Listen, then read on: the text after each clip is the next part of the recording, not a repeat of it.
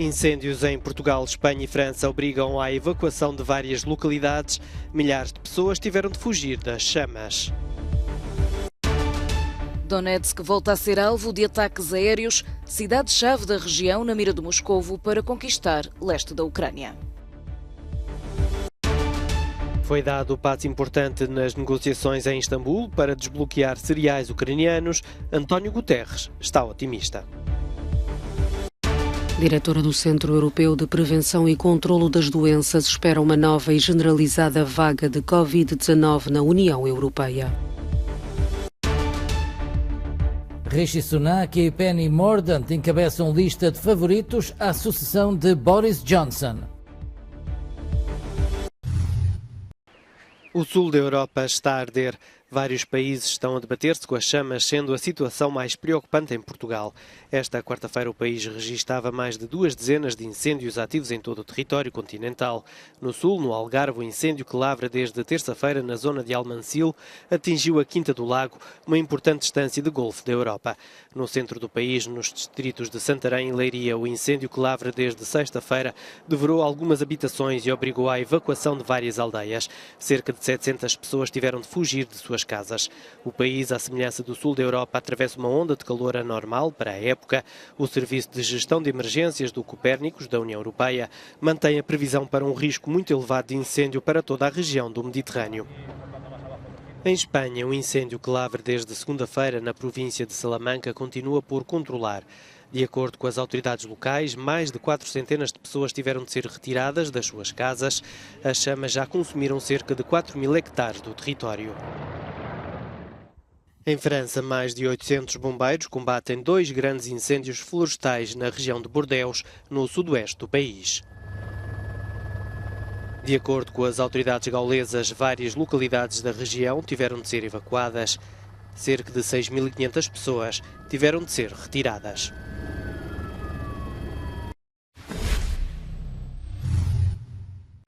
Não se bateram recordes, mas foi por muito pouco. A onda de calor que se faz sentir em Portugal levou os termómetros a subirem até aos 46,3 graus Celsius na Lausanne, de acordo com o Instituto Português do Mar e da Atmosfera.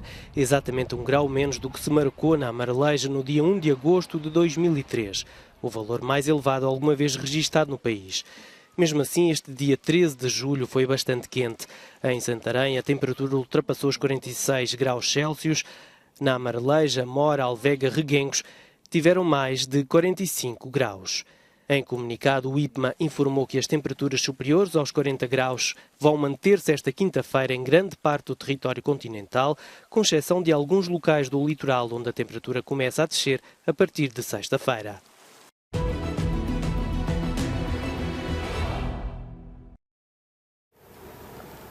Há vários dias, sob bombardeamentos, Mykolaiv voltou a ser palco de grandes explosões. Pelo menos 5 pessoas morreram. A este, os ataques aéreos russos à Ucrânia intensificaram-se nas últimas 24 horas sobre Sloviansk. A poucos quilómetros de Kramatorsk, as 2 cidades são alvo-chave para a conquista de Donetsk. Apesar dos apelos para abandonar as casas, a população local vai resistindo. Desde o início da guerra, as pessoas tornaram-se mais próximas. Na aldeia onde vivo, estamos mais unidos, estamos mais próximos e ajudamos uns aos outros. Mesmo quem antes discutia, agora pergunta como pode ajudar. A guerra vai-se, entretanto, fazendo no terreno e no campo da propaganda. O Ministério Russo da Defesa reclama várias conquistas em território ucraniano. De acordo com o Kremlin, mísseis de alta precisão mataram mais de 350 soldados do exército inimigo e capturaram 20 unidades de equipamento militar. Vitórias rejeitadas pela Ucrânia. Kiev mantém querer recuperar território nas mãos de Moscovo e tem apostado no treino militar além fronteiras. De acordo com a Organização das Nações Unidas, esta semana, o conflito armado já matou mais de 5.000 civis desde o início da invasão, em fevereiro. António Guterres está otimista e acredita ter sido dado um passo importante para se conseguir desbloquear os cereais ucranianos presos nos vários portos da Ucrânia. O secretário-geral das Nações Unidas referiu que as negociações em Istambul entre as delegações russa, ucraniana, turca e da ONU estão no bom caminho. Guterres referiu que se assistiu esta quarta-feira a um passo crítico para assegurar a exportação segura e protegida de produtos alimentares ucranianos através do Mar Negro. Num mundo ensombrado pela crise global, temos hoje, finalmente, um raio de esperança. No entanto, as negociações prosseguem na próxima semana, pois, como refere o secretário-geral da ONU, será agora necessário mais trabalho técnico para materializar este progresso, mas a dinâmica é clara. No final, o objetivo de todas as partes não é apenas um acordo entre a Federação Russa e a Ucrânia, mas um acordo para o mundo. A guerra na Ucrânia agravou a crise alimentar global que se fazia sentir após 2 anos de restrições para combater a pandemia da Covid-19. Estima-se que atualmente mais de 20 milhões de toneladas de cereais e sementes de girassol estejam presas nos portos ucranianos devido ao bloqueio do Mar Negro. As Nações Unidas têm tentado resolver a crise. Os países ocidentais acusam Vladimir Putin de chantagear o mundo.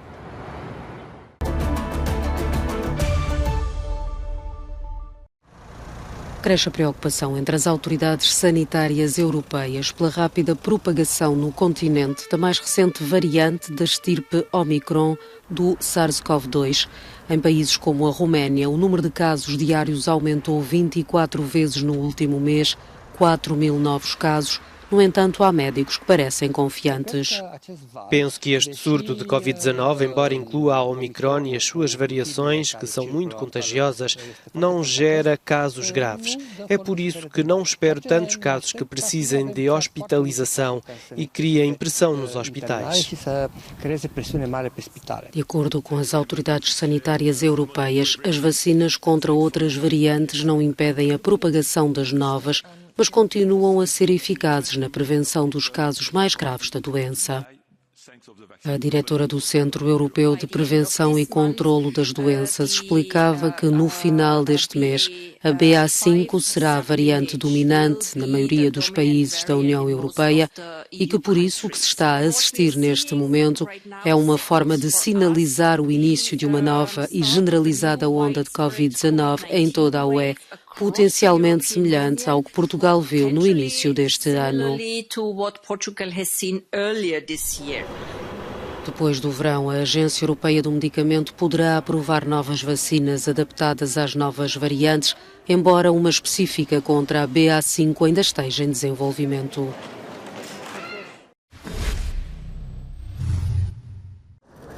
A antiga ministra britânica da Defesa, Penny Mordaunt, e o antigo ministro das Finanças, Rishi Sunak, encabeçam a lista dos favoritos para suceder Boris Johnson na liderança do Partido Conservador e, por conseguinte, no cargo de primeiro-ministro. Sunak obteve 88 votos e Mordaunt alcançou 67. De fora da corrida ficam Jeremy Hunt e Nadhim Zahawi, que não conseguiram ambos atingir os 30 votos de apoio regulamentares. A próxima votação terá lugar na quinta-feira. O processo de escolha do novo líder terminará em setembro, altura em que será nomeado um novo primeiro-ministro.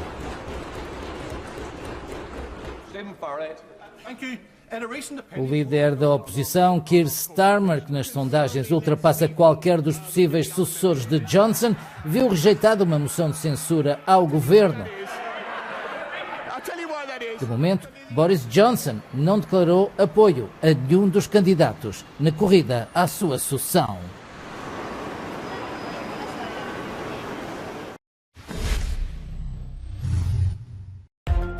A vedação construída pela Eslovénia na fronteira com a Croácia está a ser removida.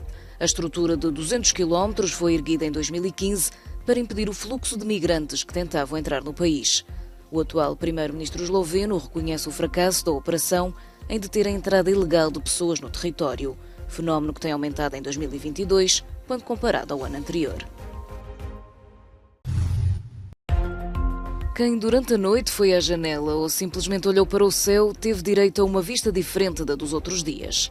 Pela segunda vez este ano, a lua cheia apareceu maior e mais brilhante do que o habitual.